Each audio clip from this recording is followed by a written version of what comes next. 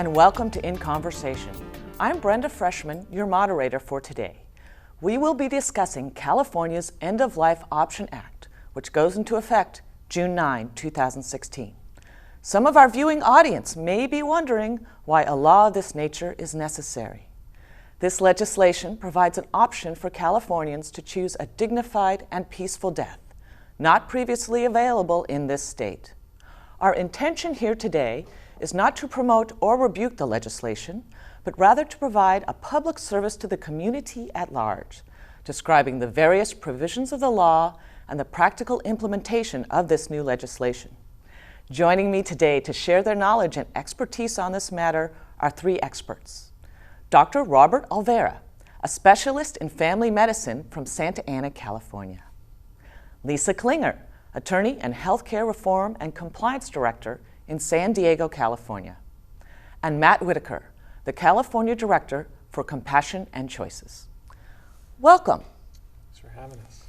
Lisa, can you provide a basic overview of the law, what it is, and who is eligible? Yes.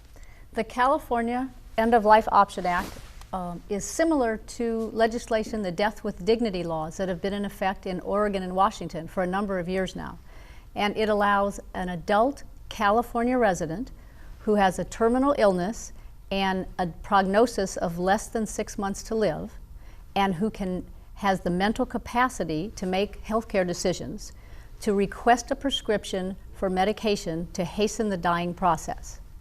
And the request has to be made voluntarily, and the person has to be able to self-administer or ingest the medication. Also, in order to request it, the individual has to make 2 oral requests and a written request and use a form that's prescribed by the law. And the 2 oral requests have to be at least 15 days apart, and the written request has to be signed by 2 witnesses, and at least one of them has to be not related to the patient by blood or by marriage, and has to be what's called a disinterested witness, so they won't take under the person's will when they die. And the law, if anyone wants to look it up, it's at California Health and Safety Code section 443. Thank you. Dr. Olvera, as a physician, what are the implications in light of the Hippocratic Oath? First, do no harm. Well, the Hippocratic Oath was written about the 5th century BC, and since that time there's been many changes to it. They don't know if Hippocrates wrote it or one of his students. No one is sure. But there's been many versions of it. When I graduated from medical school, every medical student took the oath, and some of them were different from each other because of the revisions that had been made. But as late as last night, looking up, I saw in the modern version, it says that the classical version first says that we should keep our patients from harm. That's just one of the variations. I know when I said it, it was do no harm. This one said keep them from harm. But in the modern version, it says that it also may be within my power to take a life.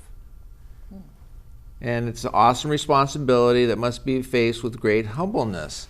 So again, society is changing, and quickly I see that the Hippocratic Oath is now changing as well, as it's been so old. It's when it started, you had to pledge and swear to 3 or 4 different Greek gods, and people just weren't aware of it, and it had no idea that we were ever going to get into any legal, political problems down the end in the 21st century. Thank you. Matt, how have these laws played out in other states? Sure. Well, they've played out in multiple ways and in multiple steps. So kind of the first thing that happens, and has happened in Vermont, Washington, first in Oregon, when a law is passed, is that healthcare systems decide exactly how they're going to go about implementing it. whether or not their physicians are going to be allowed to participate. If so, to what extent. The law has provisions for facilities to actually prohibit physicians from participating. So early on in the process, these systems have to make those decisions. And then starts the actual process of people requesting prescriptions and going through that process. We know in Oregon, where the population is about 1/10 of what it is here in California, that each year a couple hundred folks actually request a prescription for medical aid in dying. Each year, a little under 100 physicians end up prescribing under the law there. And of those people that receive a prescription, about 2/3 actually take the medication. The other third actually die from the underlying illness from which they were suffering. And so we can expect to kind of see similar things play out here in California in kind of that incremental step process. Thank you, Matt. Dr. Olvera, I'm curious, how does a patient's choice, as described by the law, differ from suicide? Well, the people that are against the end-of-life option often refer to it as assisted suicide, and the people that are in favor of it call it aid in dying. The difference between suicide and aid in dying is strikingly different. A suicidal person generally does not have a terminal disease. A suicidal person is acting impulsively, usually secretively. They usually have an underlying psychological or maybe psychiatric problem. And they haven't, maybe they have, but generally they haven't discussed it with anybody, and it's just an impulsive, irrational act. Where the end-of-life option, where a physician can write a prescription, it's up to the physician to see that this person is competent enough to make a medical decision. And the medical decision is not one that one would find on a jury trial or competency in this way. It's to see if they're competent enough just to know that they're taking medication that's going to end their life. Knowing if they're able to make a medical decision that's reasonable, whether they want to take blood pressure medication or not, whether they want to take antibiotics for their infection or not, whether they want to take medication to end their life or not. They have to be able to answer those kind of questions, and as physicians we're trained to see a multitude of people every day, and after many, many years you get to know by talking to a person very quickly whether they're competent or not.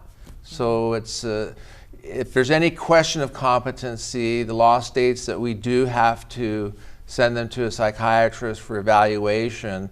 And I think the experience in Oregon is generally, if they're sent to a psychiatrist, they're generally denied, I believe. Is that? Yeah, that generally tends to be the case, that the percentage of folks every year who actually receive a prescription, having gone through that mental health evaluation, is a relatively small percentage of the people overall that receive a prescription.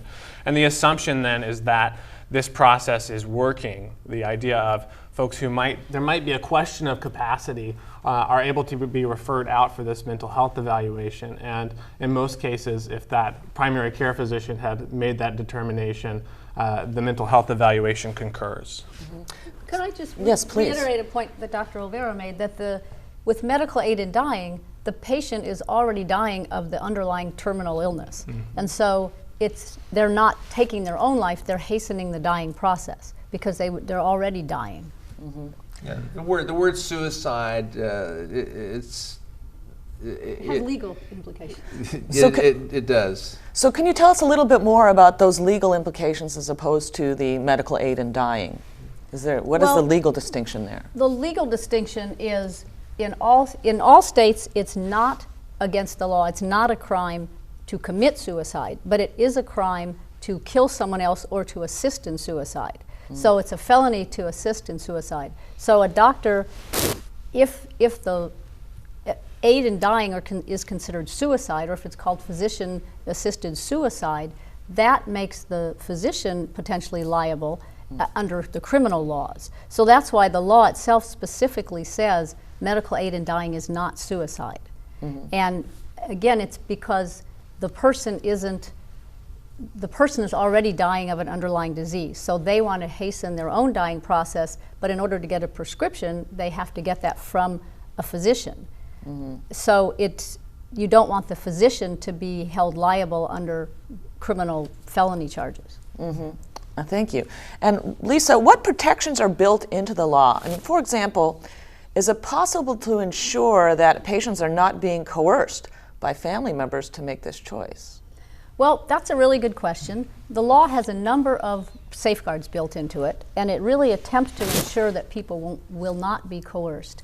There are 4 different kind of categories. One is safeguards that address the mental state of the patient. A second is procedural safeguards around the request itself. The third is procedures that doctors have to follow.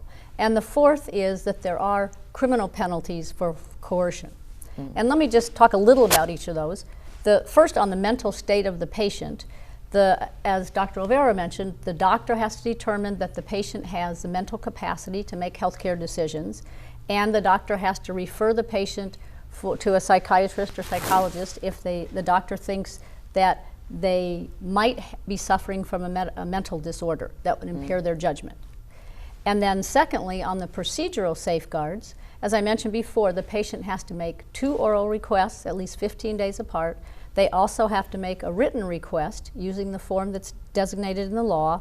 The request has to be witnessed by at least 2 witnesses, and they have to be disinterested. The third area are procedures that the doctor has to follow. And there's a attending physician and a consulting physician checklist in the law, and the doctors have to follow all those procedures. And for example, the doctor has to state in writing the diagnosis that the patient's terminally ill, the prognosis that they're expected to live less than 6 months. They have to confirm that the individual is making an informed decision, and they have to talk with the patient about the diagnosis and prognosis and potential risks associated with it and what's likely to happen and what other feasible treatment alternatives there are. And then the doctor also has to confirm that the patient is voluntarily making this request, and they have to talk privately with the patient, not with their family members, to try to make sure they're not coerced. And the doctor has to inform the patient that they can rescind their request for the prescription, or even if they get the prescription, they don't have to take it. And finally, the doctor has to give the patient a final attestation form and tell the patient, within 48 hours before you plan to take the medication, you should complete this form, which is basically the same as the original request for the medication. It's just confirming by the patient that yes, they want to do this. And then the fourth area is the criminal penalties. So it is a felony if someone alters or falsifies a request for the medication, or if the patient tries to rescind it or withdraw it, if another person tried to destroy that rescission so that it wouldn't take effect. Or it's also a felony for someone to coerce or exert undue influence over the patient.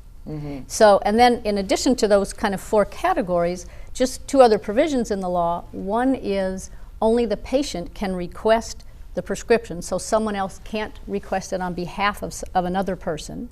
And the last thing is the person can only request the prescription or cannot request the prescription beforehand in an advance directive. So they can only request it once they have a diagnosis of being terminally ill and a 6-month prognosis, and they're mentally competent at the time they request it.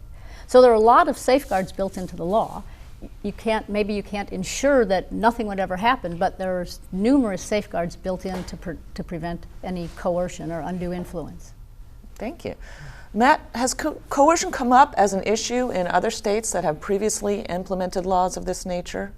We know in Oregon, Washington, Vermont, there's not been a single substantiated case of coercion or abuse under the law. And the reason is because of all of these things that Lisa mentioned.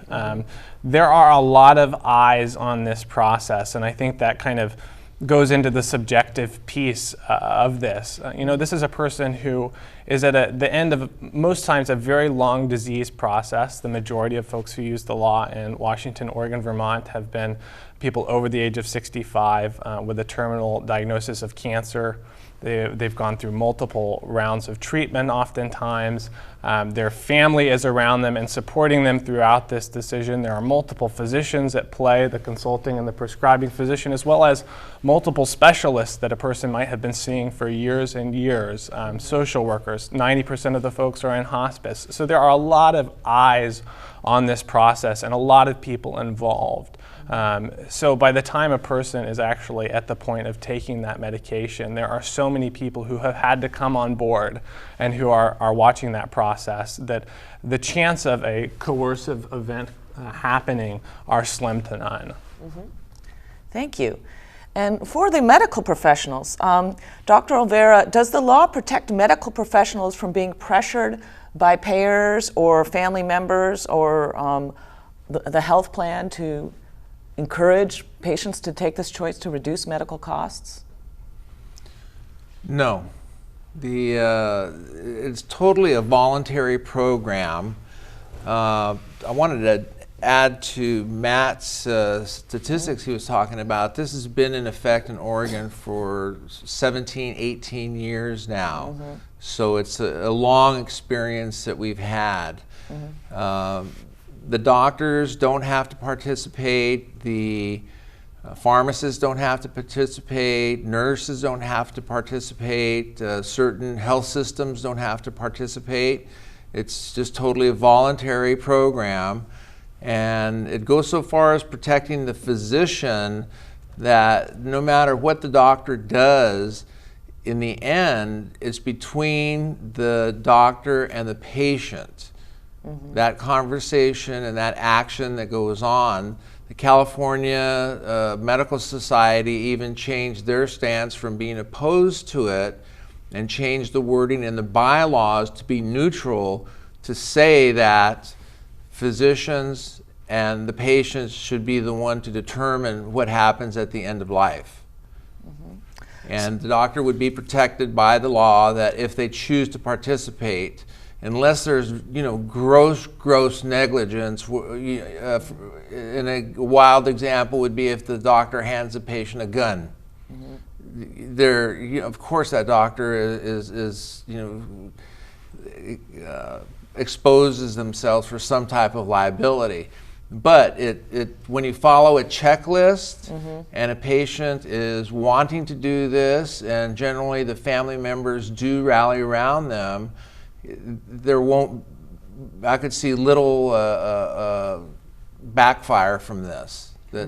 I think the concern has been the opposite, actually, not that the doctor would be pressured by the hospital or the healthcare system or anyone to do it, but more that the doctor would be pressured not to do it, or that the healthcare facility or the hospital or hospice might say, we're not allowing it on our premises or by someone who's employed by us or acting as an independent contractor. So I think the concern has been more the opposite than your question, that people wouldn't.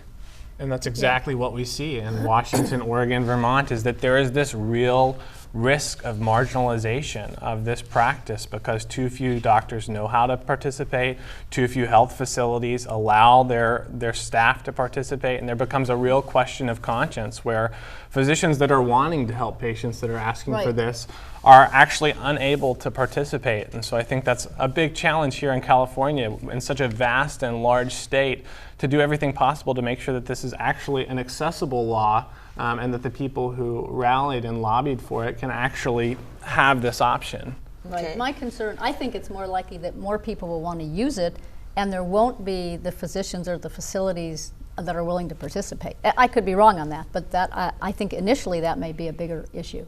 So following up on that, what are options available to physicians who are morally opposed to this law? Well, as Dr. Olvera said, no one is required to participate. So physicians, pharmacists, hospitals, patients, it's all completely voluntary. And the law even provides that participation in activities authorized under this part are completely voluntary. and no one is required to take any action in support of an individual's decision under this part.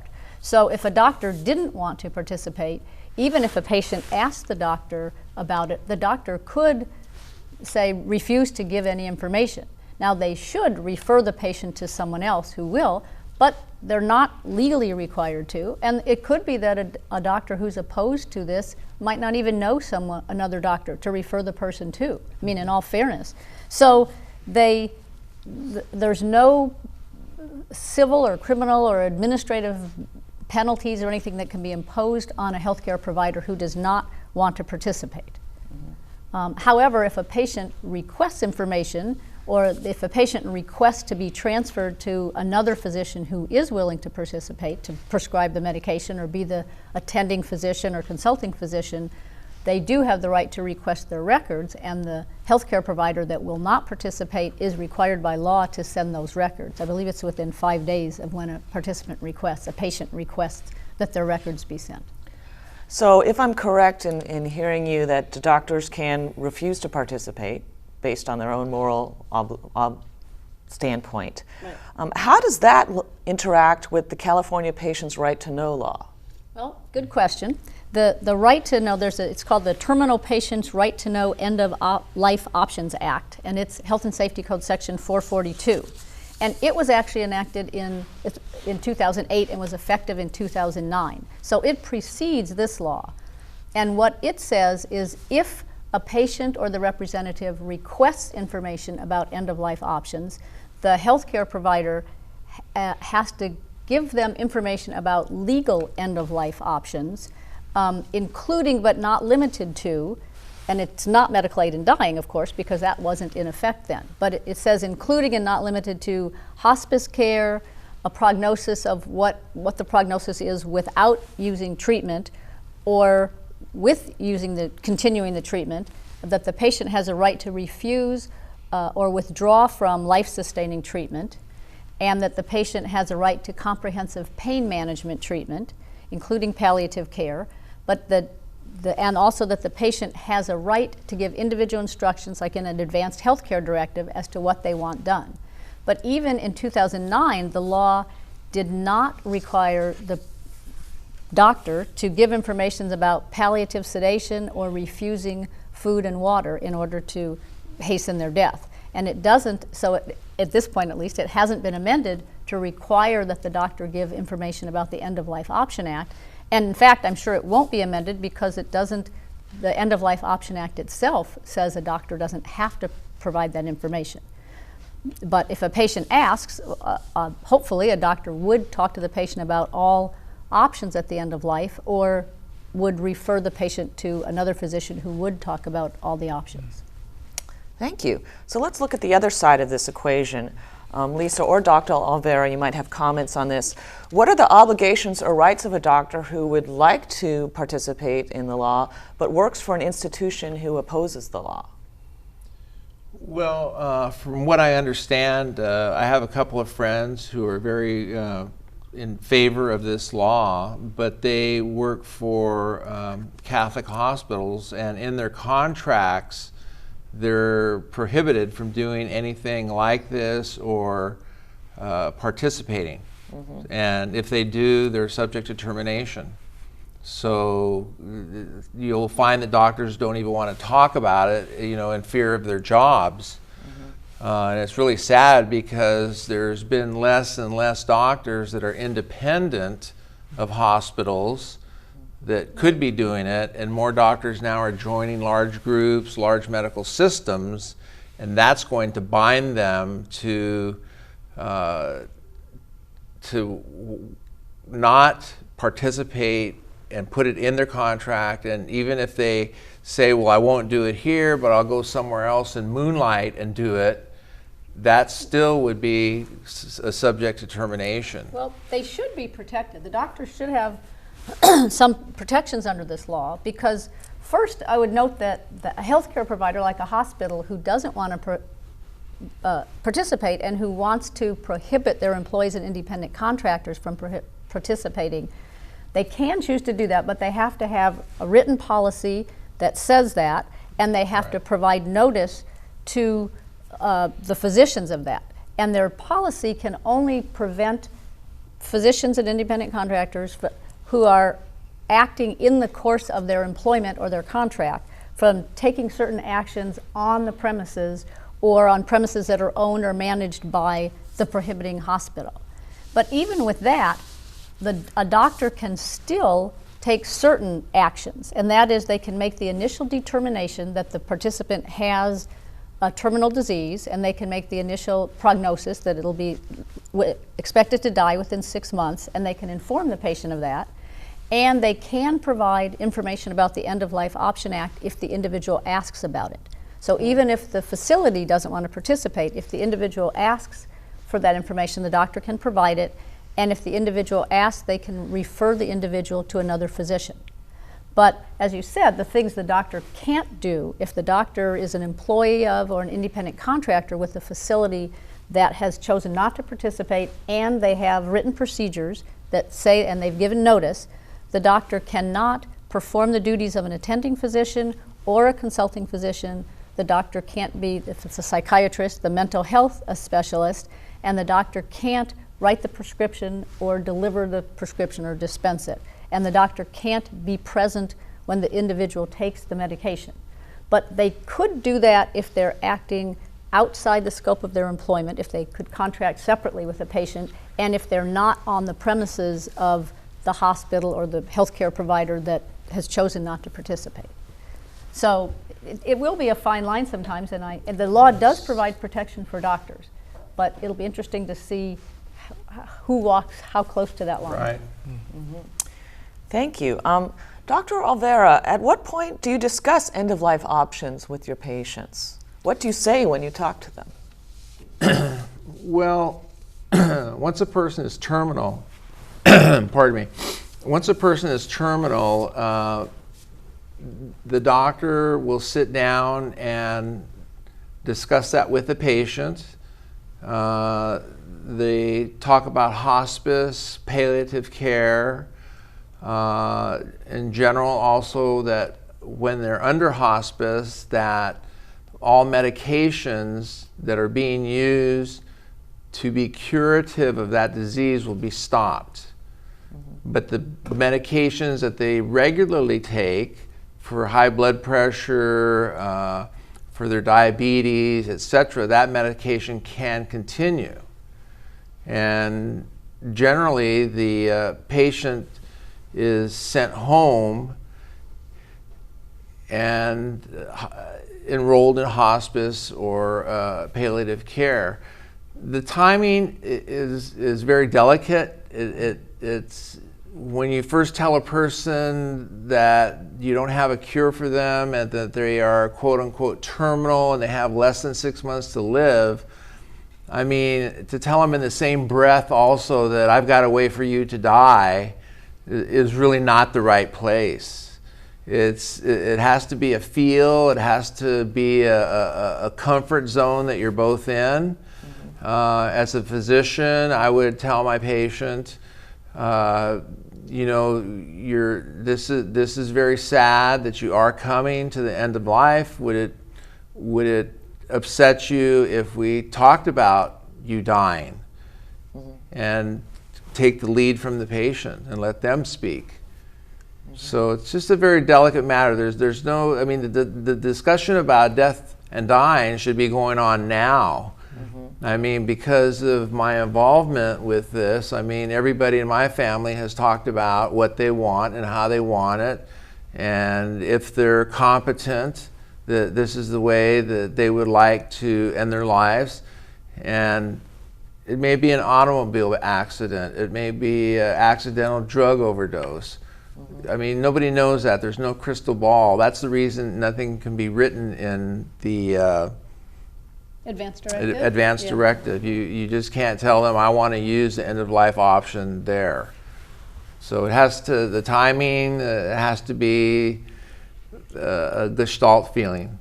It really does. If the patient talked to you about it first, then if I'm your patient and I bring it up to you, then we're right there. Okay. Well, and that's exactly what has come out in studies in Oregon and Washington, Vermont, is that when a person brings this up to their physician, this opportunity arises to have some really deep and meaningful conversation.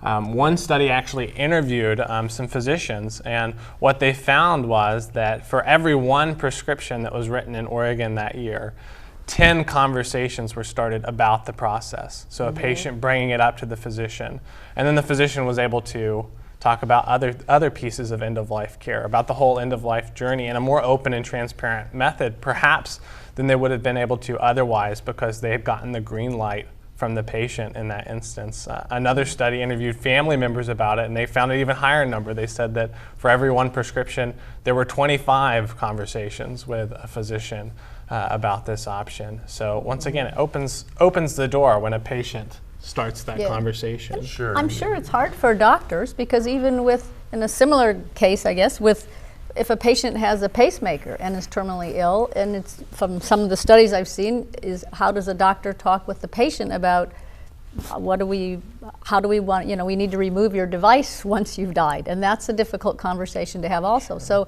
any of the kind of conversations are difficult when you have a patient who has a terminal diagnosis, and you have to find that right moment and how to say it.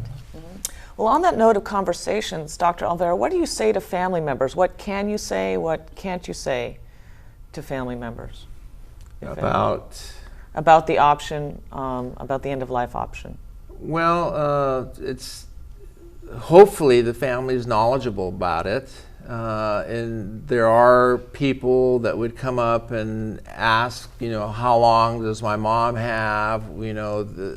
It just depends on each and every one is really specific to the patient. There's not really a right answer. I mean, nobody in California, nobody in my practice has ever come up and asked me about that, because it's been illegal. There's no reason to talk about it. I suspect that if how well I knew the patient, how well I knew the family would be one influence about if I would feel free to talk about it or even bring it up. And on the other hand, if they bring it up, it's how well I know that person or that family. And what I may do is probably go to the patient first and ask permission to talk to the family, and sort of to not violate the patient's privacy. And the HIPAA rules. And HIPAA. Well, another question comes to mind, Lisa. How does this impact insurance policies, life insurance and health insurance policies? Well, the short answer is that it doesn't. So, and the law specifically provides that it, again, as I said, it's not suicide, and so the law specifically says the effect on life and health insurance and other annuity policies is the same as if the person died a natural death from the underlying disease. And the law even goes on to state that the rate charged for the policy, or whether the insurance company will issue it or not, cannot be affected by whether the individual has requested the aid in dying medication, or even based on whether they'll rescind their request if they already have requested it. So the answer is it shouldn't have any effect on insurance policies, life insurance or annuities or health insurance policies. And I'll add, when it comes down to the actual death certificate, we have to give a cause of death, and the physician won't write in there that this was the End-of-Life Option Act, on this date. We're going to put down what this patient had and how they died, and it's obviously going to be a cardiovascular collapse and a terminal illness. Right. And whatever that terminal illness is. Not that they, requested medication to die and put the word suicide in there, for instance. Right. It's not going to say suicide, although the final version of the California law was changed so that if a doctor is opposed to this, the doctor could say End-of-Life Option Act as the cause of death, but it would not say suicide. But so we anticipate most doctors would put in the underlying cause of death. So we can know what to expect. Is it possible to describe the steps of the self-administration and what happens during this process if someone chooses this end-of-life option? The process of taking the medication, what happens? How does it, I mean, so far we've talked about everything that leads up to making the decision and getting the prescription, but we really haven't talked about what happens after someone has that prescription. What are the steps that are taken to actually achieve the goal? Well, people I know that have gone through this have told me that once they've got the prescription, it doesn't mean that they stop looking for some other type of help. I mean, generally these people want to live, but having that prescription gives them control over the disease. And that's what they want. If in fact that they reach a point where they want to die or they're begging to die, they have control. They can do it. It won't have to be a process where the doctor tells you that, gee, this is very strong medication. The side effects are itching, constipation, and if you give a little bit too much, that would cause them to stop breathing. Wink, wink. Wink, wink, nod, nod. Do you understand what I'm telling you? Because right now in America, there are families that are overdosing their family members because of their last wishes. And what I think the end-of-life option does is brings us to transparency, at least for the patients that are competent, that we can see. And I think, and of course I'm a lawyer, not a doctor, but my understanding is there would be different, the law doesn't have a particular prescription that the doctor has to prescribe, but that generally under these end-of-life medications, the patient would go to sleep. And then, so that would really be the effect for the patient, is it would put them to sleep or basically in a coma. Right. And then that would slow their heartbeat and they would die in their sleep, Right. which is how most of us would like to die, is just in our sleep. And I don't know if you want to. In particular, the patient, a solution is made from a number of capsules. A family member can do it. It does not have to be the patient. They can mix it up with a liquid. Yeah. So the prescription is capsules, It's just to be clear. Right now it is, but It might be 90 capsules. I mean, it's a lot of them. It's not just one pill that someone else could Yes. accidentally take. Right. So it's a lot of capsules that someone would have to open and mix in with some kind of liquid, and then the patient would have to ingest that, either drink it or take it through a straw or something. people have the notion that it's a black pill.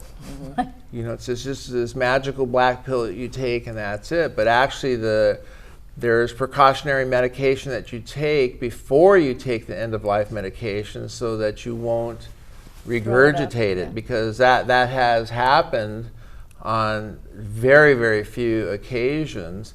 I might mention also that this type of end-of-life option, if people choose to go through it, affects only about, I think it's 0.6% of the terminal population.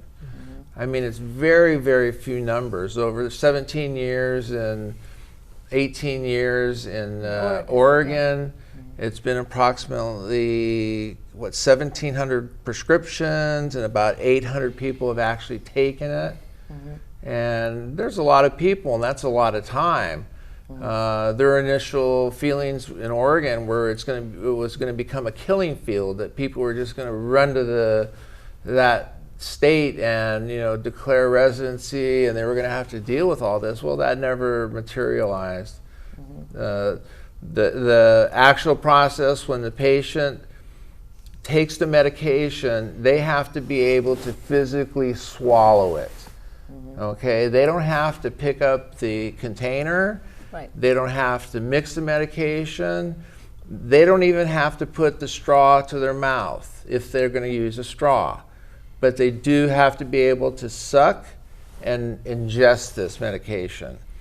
Right. There's an exception that if a person had no throat from throat cancer, how would they take it? Well, they would have to put it in a syringe, and it would be placed in the G tube, and the patient would have to be responsible for putting it in. If the doctor were to help, push, or put it in the connector, then you're talking euthanasia, which is a totally different subject. It's people are so confused, especially when I first started with this, that thinking that the end-of-life option was either euthanasia or suicide, and it's not. They're just totally different. And I think from what I've heard and read is that once the patient takes the medication, it might take a half an hour or 15 minutes or half an hour before they're actually pronounced dead, and it might be longer in some cases. It really differs with the individual, but I don't know, what's the experience been in Oregon, do you know? Yeah, the average has been that it takes about 5 minutes for a person to fall into a deep sleep, into a coma, and on average, about an hour later, that person actually dies. And it's a very peaceful process. I've been with individuals who have done this, and they, like I said, they slip into a deep sleep, and in every case that I've been involved with, there have been family members there, loved ones there with them during that process, and the sense is that it's very peaceful and quite frankly beautiful for those that are involved. It is painless. As opposed to an agonizing death. Correct. There's nothing given that makes the patient feel any electrical charges or seizures, anything that would be disturbing to the family, anything be disturbing to the patient. It's just like we go to bed at night, put our head on the pillow, close our eyes, and in time we go to sleep. It's as simple as that. It is very, like Matt says, it's almost a beautiful process, especially when the family members realize that that person is now out of their pain, out of their loss of dignity, their loss of joy, their loss of spontaneity, and they're finally at peace. And generally in the end, most family members are on board with the patient, and initially when they want these requests, there's some family members are really against it. But in the end, and the average person I think holds on to the medication about 43 days before they do anything. Well, thank you. Let's talk about the prescription a little bit more. I understand that it's quite costly. It's around $3,000 right now. So let's talk a little bit about maybe some of the anticipated socioeconomic implications of that, if there are any. You have some multi-state experience, Matt. Sure. Perhaps you can speak to that. Well, as of today, the medication actually costs $4,100. It's even gone up since we last spoke. And that's simply because of generic drug buyouts. And just recently, the CEO actually of the drug manufacturer was in front of Congress and said, well, maybe that wasn't a good idea to hike up the prices on all these generic drugs. But we definitely see it playing out as an equity issue at this point. In Oregon, the Oregon Health Plan covers the medication because they see this as a health equity issue. Here in California, Medi-Cal has budgeted and agreed to cover the medication because they see it as a health equity issue for some to be able to afford this choice, but others not to. It's simply not right. So what we see playing out in practicality now in California is that health insurers, private and otherwise, are trying to figure out ways to make sure that they're able to support the people that are on their health plans.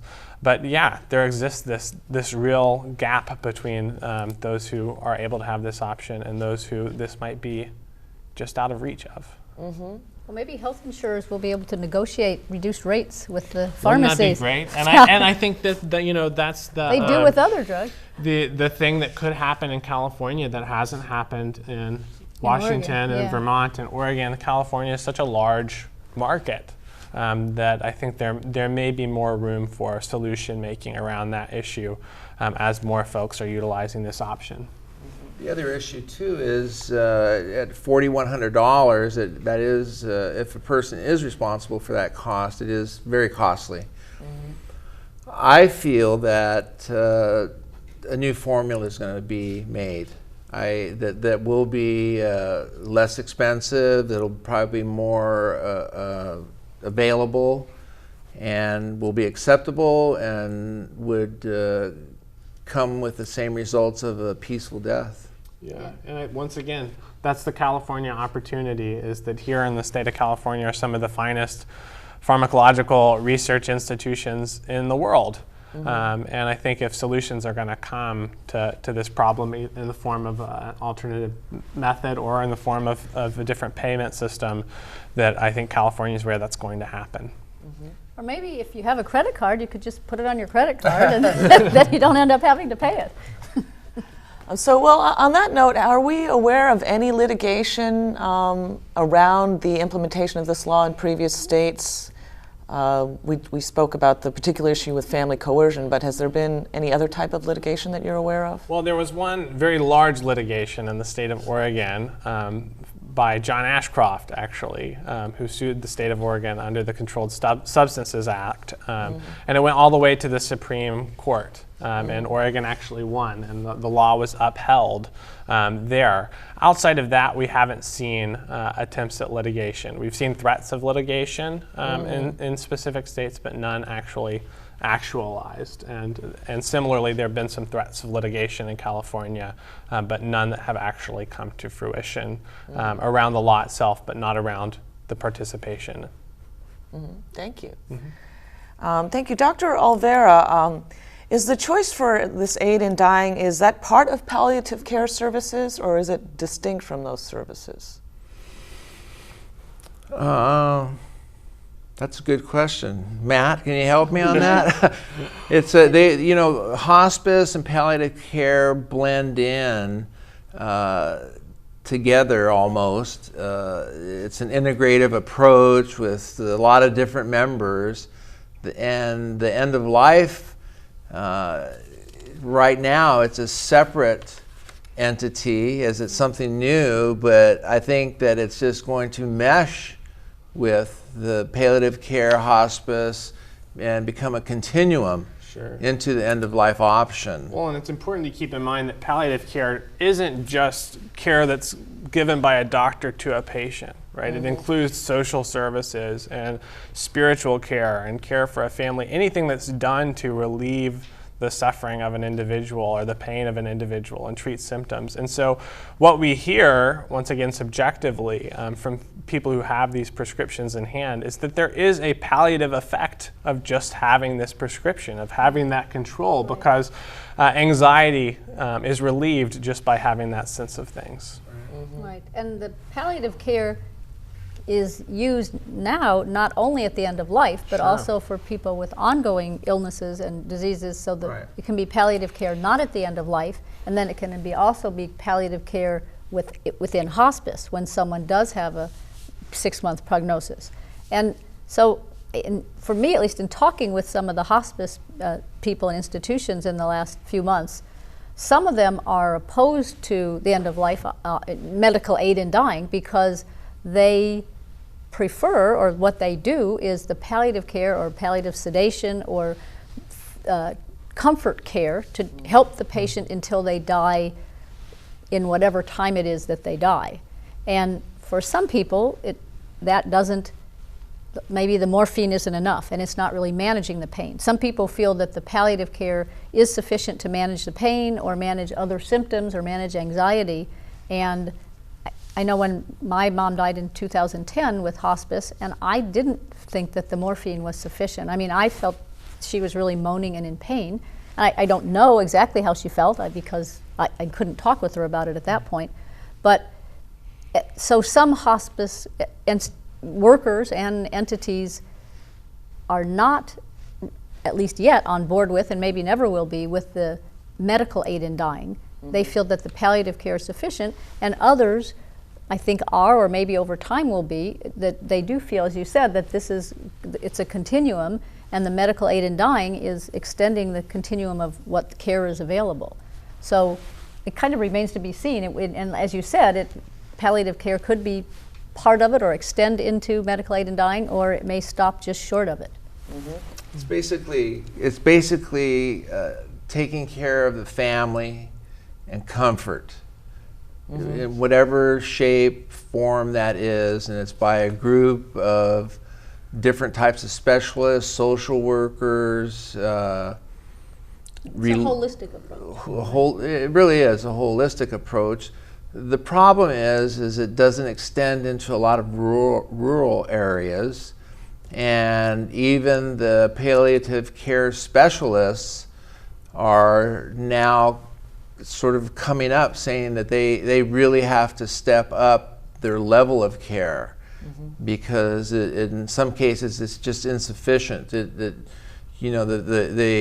may give you the impression that yes, we'll have a priest there if you need it, or we'll send out a therapist if this happens, and we can be there to do this for you, and none of that really materializes. They're never given a phone number. They can't get through to the doctor.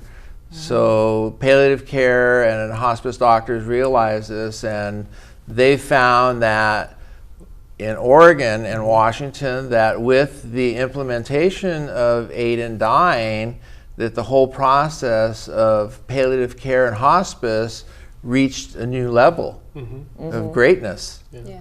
Oh, well, I don't know if I want to say greatness, but they stepped it up, and it was very noticeable. And when you compare their care, the way it was before and the way it was after, it rose significantly more than the general United States that doesn't have this law. So in California, we can expect to see an increase based on the data we have from Oregon. We can expect to see an increase in the quality of care that's given during palliative care and end-of-life care, as well as hospice care. Yeah. Unless what someone has told me is happening is because of the cutbacks, budget cutbacks, like through Medi-Cal, there's not as much money to pay for as much morphine or palliative, drugs that will help with the comfort care, and so sometimes people aren't getting enough medication and the pain isn't being managed as well because of the budget cutbacks. And so that's a real concern for people who are terminally ill. And I don't know that that's the case. I've heard that from a couple people in the hospice industry. Well, there's one study that shows of terminally ill patients, 5%, about 5 or 6% of the patients, their pain cannot be treated. You can try to treat it, but it's just unmanageable. It's so unmanageable that the patient, through the palliative care, is given palliative sedation, which us doctors behind the scenes, we call it terminal sedation, because we know that we're going to give enough medication to get this patient out of pain, but that basically means putting them in a coma and giving them enough medication where they are probably going to die from it. So it's referred to as terminal sedation. When doctors are talking, when the public's talking, it's palliative sedation. So it seems, since previous states have implemented similar laws, but not exact laws, that California has an opportunity to kind of do it better. So perhaps Matt or the others of you can speak a little bit on what are the lessons that other states have learned and how California might be doing it a little differently. Sure. Well, I can tell you that California is doing it better, having experienced it in other states and being here now at the beginning of implementation in California. And I think the big lesson learned in Oregon and Washington, not so much Vermont, Vermont's done this really well as well, is that for health systems, they have to be really considerate early on with what kind of stance they take, and really being representative of the physicians that they are representing. And so early on in Washington and Oregon, many large health systems just decided right off the bat that they would not participate, that they would wait to see how it played out. California has the opportunity of seeing how it played out in Oregon and Washington and Vermont. And so what we see is a lot of proactive education of physicians going on across the state, large associations quickly sharing information from other states as well. The California Hospital Association has been incredibly proactive in making sure that there's policy out there for health systems, both that are wanting to be proactive in making sure that they're supportive of this choice, and those who are trying to prohibit prohibit physicians from participating, making sure that they have access to all those resources. The California Association of Family Physicians has done fantastic education with their doctors and has turned their focus to end of life for the year. They have a podcast series going out about all these different conversations that are going on. And large systems, the UC systems and Kaiser, many of those systems across the state are already prepared and ready for June 9th for when this law becomes effective. And so I think that they've learned they have to be proactive, because when a patient is sitting in an examining room and talking to a doctor, that's the wrong time to be making decisions about what policy is going to look like and what procedures are going to look like. They have to make sure that that's done well ahead of time. Thank you. So any last thoughts on advice for a medical system or a provider as we wrap up here? Well, one of my disappointments was when I heard that this would not be available to veterans, because they are a federal institution that's within a state, and the federal institutions will not allow it. Well, thank you all very much for your time and your expertise today. Thanks for having us. Thank you. You shared some terrific information, and I'd like to thank also you, our viewing audience, for your time and consideration for being with us today.